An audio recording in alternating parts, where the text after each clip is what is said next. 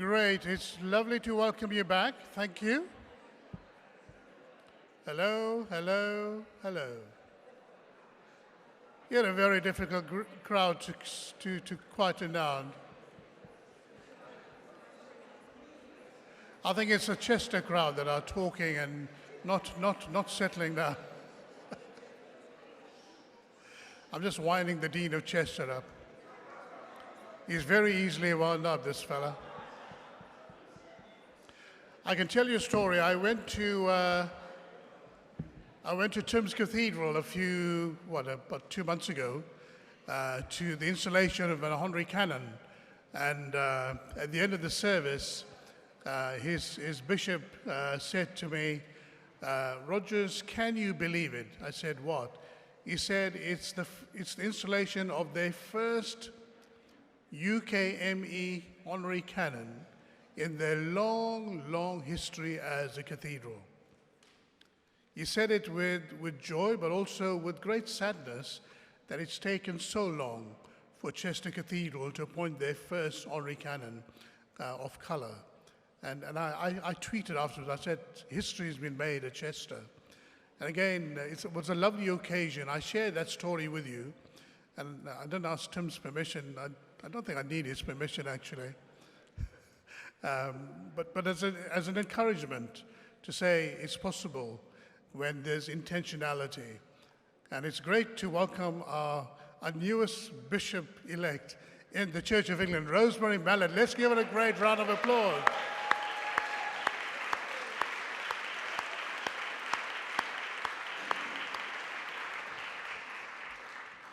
You see, intentionality makes a difference. So congratulations, sister. We are very proud of you, especially as you are from Barbados. I thought she'd like that. We've got about 25 minutes. If I could ask Sharon and Father Azariah to come and join me here. Yes, please, all of you come and join us here, you DJ. Robert is taking a call with some members of one of the charities he's involved in, unless he's trying to sell some books, I don't know. By the way, the sales of your books are probably sort of soaring at the moment, so especially after we've heard you guys this morning. We've got about 25 minutes. We better sort of don't make statements if you're going to do anything. Ask a question so that we can try and respond to the question. Our panelists will respond to questions. There are 2 questions here that you got microphones sort of by your seats, so do make use of that. There are a couple of questions that come my way. One from, I think it's Johnny Parkin from Bristol. In my 26 years of ordained ministry, I have been to lots of conferences. Why do I only see black faces at the rostrum? I guess I'm one of those. When they are asked to talk about racism. And why are white people not asked to speak about it? So perhaps any one of you may wish to respond to that. Where are the white people up here?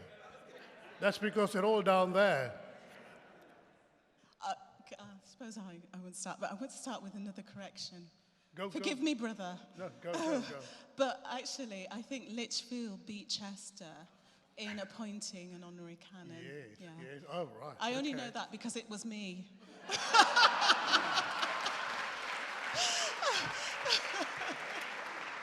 Why don't you give it another round of applause?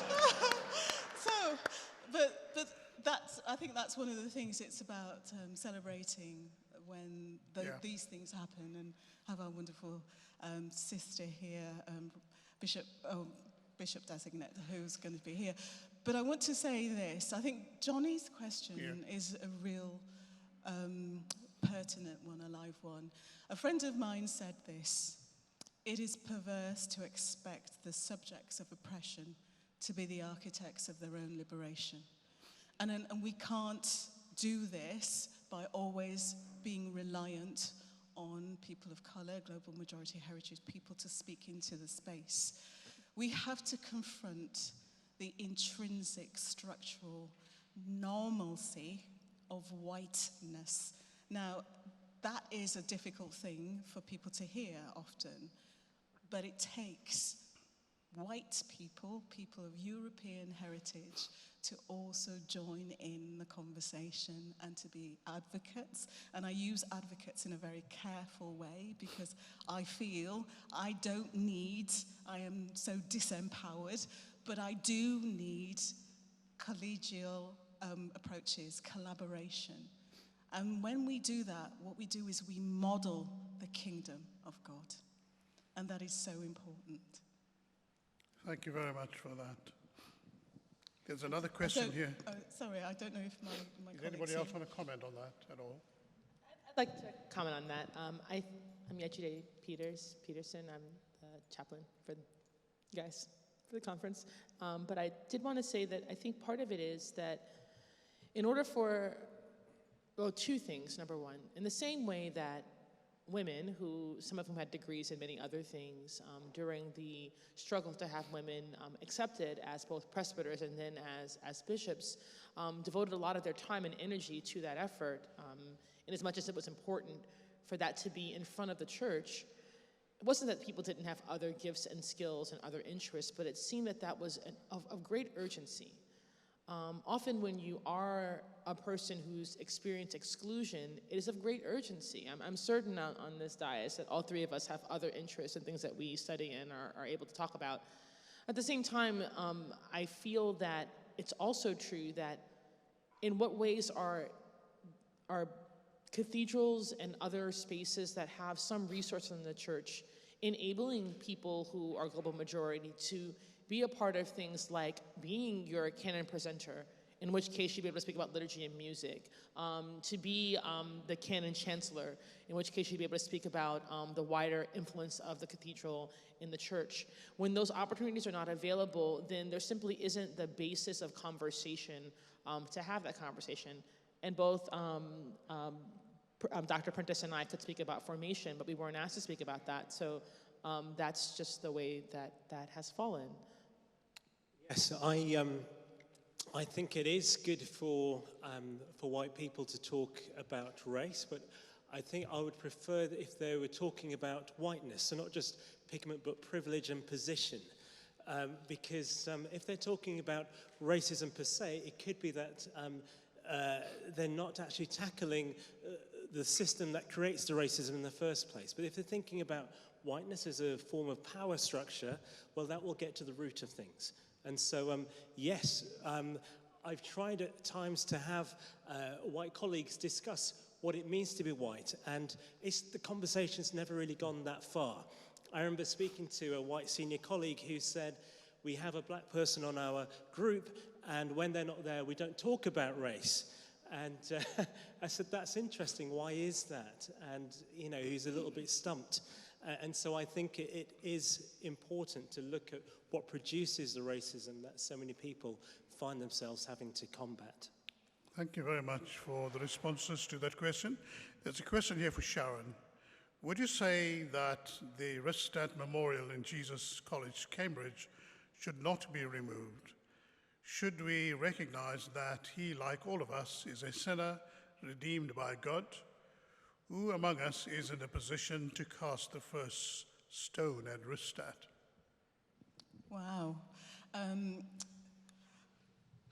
I take a deep sigh because I have some personal opinions on this. As I alluded to in my earlier talk, there is something about telling the whole story, and there was a picture of a memorial that was draped in black cloth. I don't know if you remember that.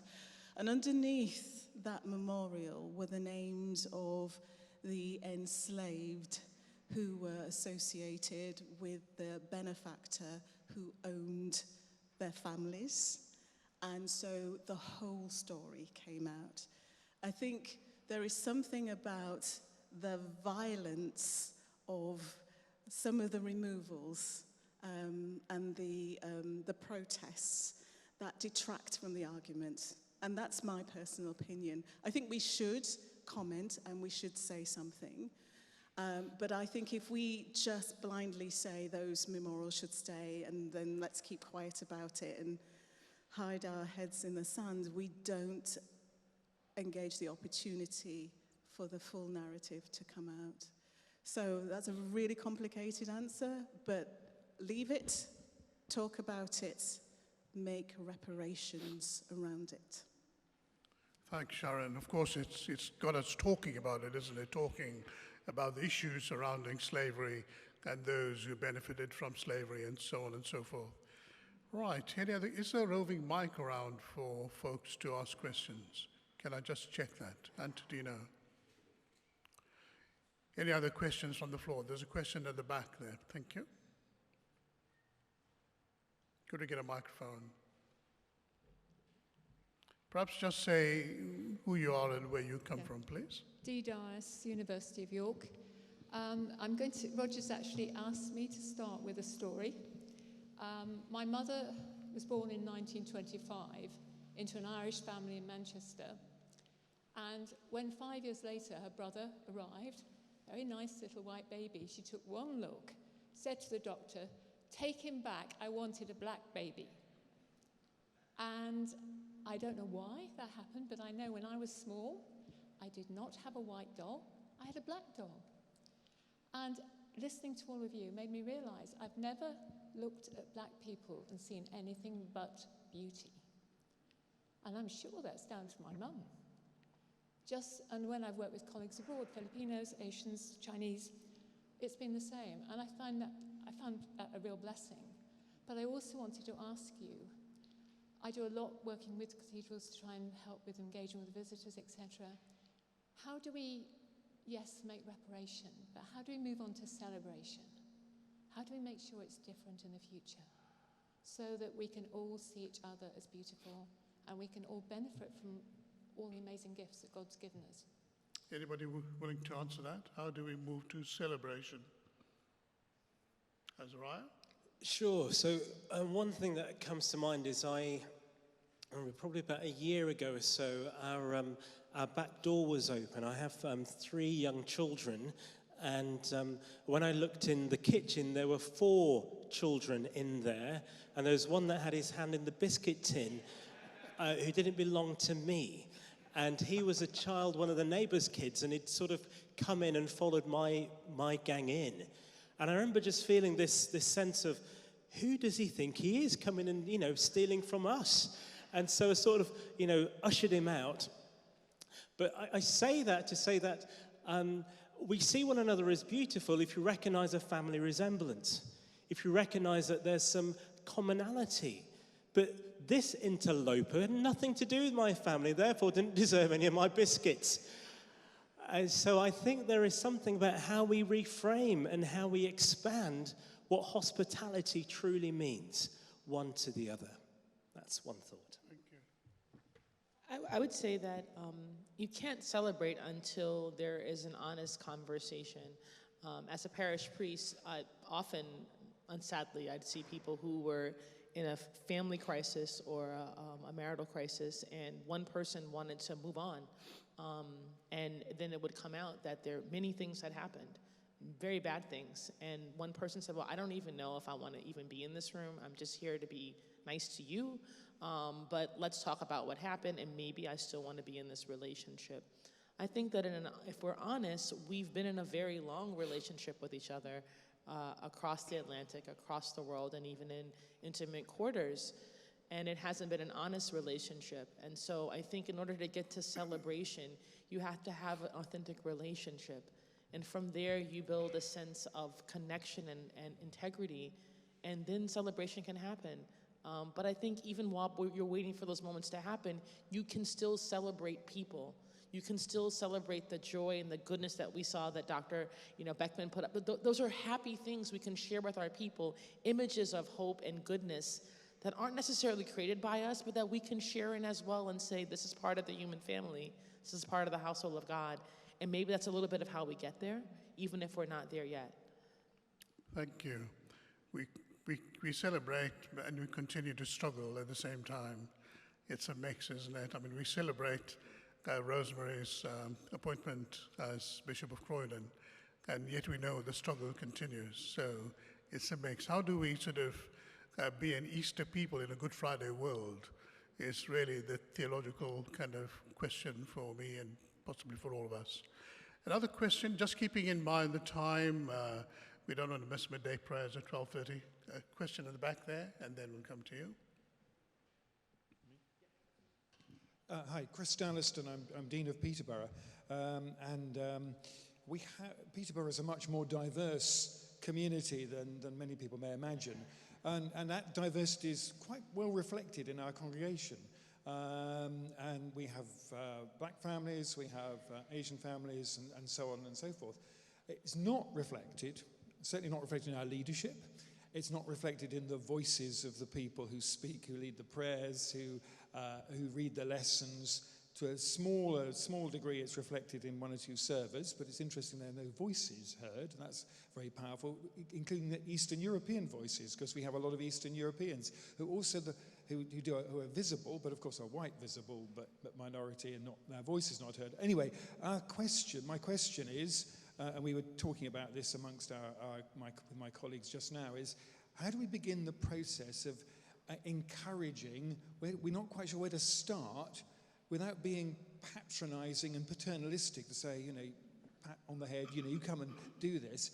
We want to empower those members of our congregation who are in those communities to begin a conversation, first of all amongst themselves, saying what we want, and then bringing that to us rather than impose our solutions upon them, if you get what I mean. So what we're looking for, I think what I'm struggling to get there is, where do we begin this process of really hearing their voices amongst themselves first, and then hear them and see them represented in the way our worship and our common life is expressed. Something around that. Thank you, Chris. Can I just check in with all of you, whether that sort of question resonates with you in your context as well? So in a way, more than Chris, I mean, probably 20, 30 of you are asking a similar question. Sharon? I hear this question all the time. And I say it starts with awareness, self-awareness. What are the assumptions or presumptions that we hold and have? What are the things, the sort of normalization of what we expect? What is the deficit model we're working to? So, for instance, there is this thing about articulation, and I can't understand the person, and stuff like that. So we have to acknowledge those things in our own heads right at the beginning.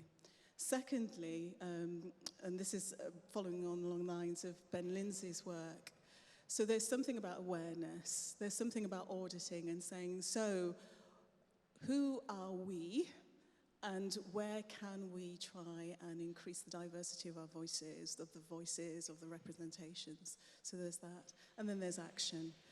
And action might mean saying to somebody, I see your talent or interest in this area. How can I help you flourish?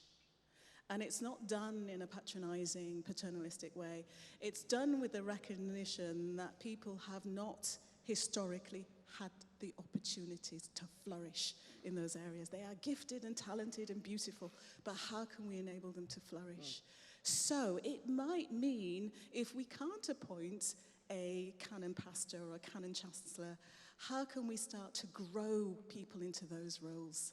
How can we identify the talent and say and affirmatively speak into people's lives? I spend a lot of time doing that as Dean of Ministry. People come and they start off one way, and then they are another way by the time they graduate. And I'm sure I've got a few bishops in the cohorts that I have, but I see them through God's eyes. And therefore, what do I need to do to serve the gifting that they're bringing to the table? Thank you, Sharon. Chris, I'd say to you that celebrating, promoting diversity has got nothing to do with being paternalistic. It's a vision of the gospel, and we've just got to get on and do it. Otherwise, it's very easy to be held back. And almost, dare I say this, it's possible to even hide behind the notion of being patronizing. Brother, we're all crying out for action. We want to see a transformed church. Step out in faith and be bold, and your people will support you and follow you. Anyone else? Azariah, you want to say Yes. So one way I've seen people deal with this is to outsource. And so they find black and brown people from other spaces and bring them in, whether as preachers or whatever, to try and inspire something, but it doesn't deal with the root issue. I think one of the things is to recognize that for some black and brown people in some of our spaces don't feel safe. The spaces are not neutral spaces to them. So what I would advise is sending in the bomb disposal unit. So I have a friend from years ago called Fred. Fred was a Marine, and over time he didn't want to be involved in the destruction of life. He wanted to prevent destruction, so he specialized in bomb disposal in order to make spaces safe. And so what I would say is that there are a number of great organizations out there. Within our own, the Church of England, there is CMIAC. We have a national advisor here from CMIAC who can be spoken to. We have the chair of CMIAC here, where groups can be sent in to understand what's going on and to give fresh eyes and fresh perspective and lenses on. When a person walks into that room, when they sit down in that meeting, do you realize that that guy has all of the chat?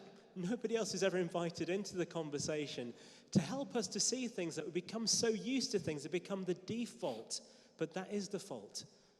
And so I want to encourage us to send the bomb disposal unit in and make it safe. And once you make it safe, the recruiting problem will be solved. You do? I think that I agree with everything that's been said here, and I think it's also about transforming hearts. I think that I've only served in majority white, wealthy congregations, and that was not my intention going into school. I was actually quite resentful about that in the beginning, but never mind, that's another story for another day. That's how deployment happens sometimes. But what I found was that for everything that you're putting out there, what are your people saying and doing that might be subtly discouraging people? And that's something that we can only find out through informants in the community, people who are allies and supporters of this possible vision.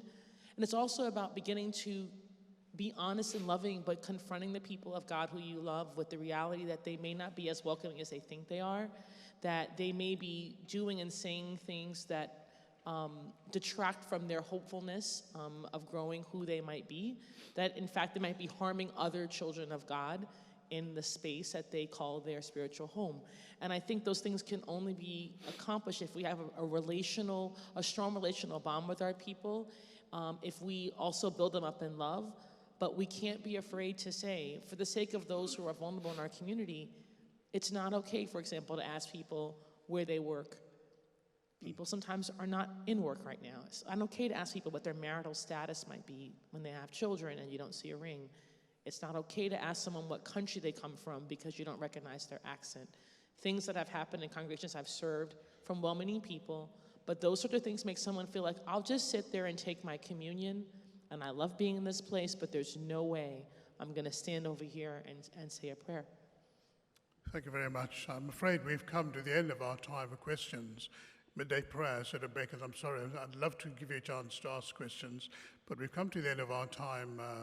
But can we say thank you to our speakers and our panelists?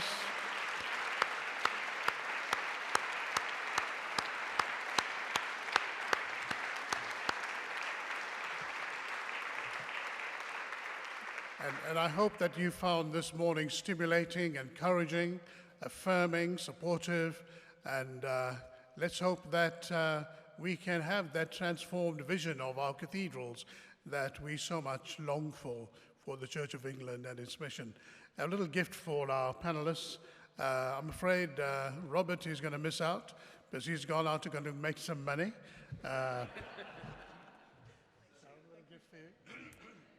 And the floor is yours, Adrian. Thank you.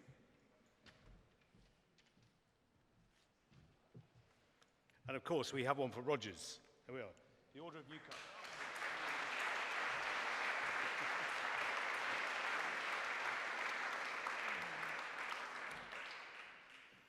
Huge thanks. Now, this afternoon, we move into workshops, and these begin promptly at 2:30 in a variety of locations, If you've got your conference brochure with you, it's all there on page 16 and 17. We have 2 workshops that are 2-hour jobs. The first, Human Flourishing at the Heart of Mission. That's with Gillian Strain and Edward Kello. And the other, The Wiser Living Phase of the Pandemic, Insights from Trauma Theory, with Hilary Eisen and Christopher Southgate.